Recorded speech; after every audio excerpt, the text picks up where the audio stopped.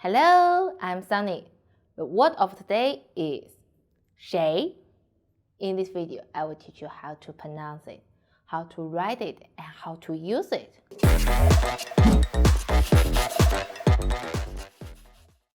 First, let's read together. Shéi, Shuí, Shéi. Very good. But if 10 years ago, you see this word, pronounce it as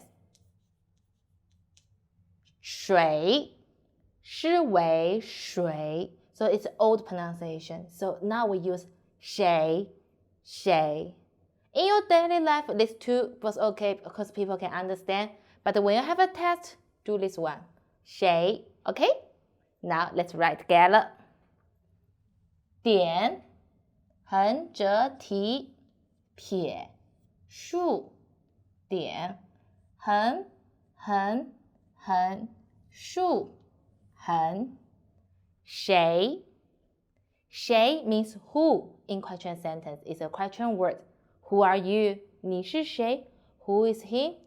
他是谁? Who is teacher? 老师是谁? So can you tell me, who is your first Chinese teacher? Comment below and tell me.